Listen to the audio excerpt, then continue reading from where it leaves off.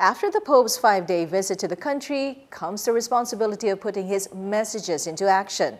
Ina Andolong tells us priests are coming up with efforts to live up to the Pope's challenge. Now, implementing it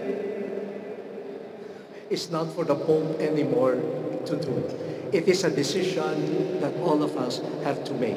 That was Manila Archbishop Luis Antonio Cardinal Tagle's reply when asked about how church officials will move forward from Pope Francis's clear message to help the poor. Tagle said church officials will reiterate the Pope's message in the days to come.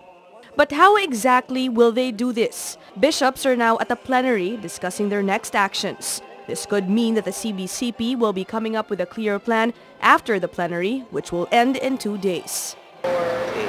Its social action arm is already calling on priests to take action, first by discussing this matter in their homilies.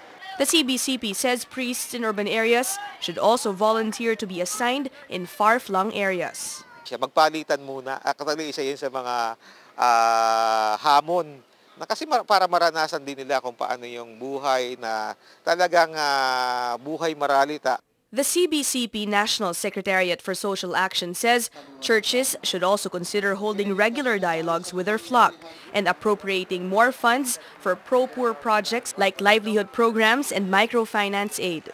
The office says churches could source funds for these from their mass collections or fundraising activities. It is also urging churches with bigger collections to share their funds with other churches. Para pantulong sa mga walk-in clientele na mga mahihirap, yung mga nanghihingi ng gamot, pampalibing, mga na-ospital. Hindi lang sa pagpapagawa ng simbahan, yun yung gusto nating basaging kultura.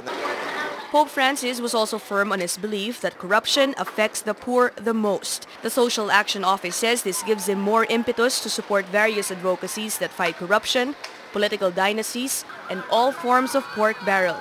The office is hoping the Pope's statements will refrain people from criticizing the church for meddling with state affairs. Sa mga statement na binitiwan niya, mas higit na mayroon kaming pagbabatayan ng pagkilo sa mga bagay na to. The Pope's message is clear: help the poor and the needy. And the church is now bent on practicing that and transforming visions into reality.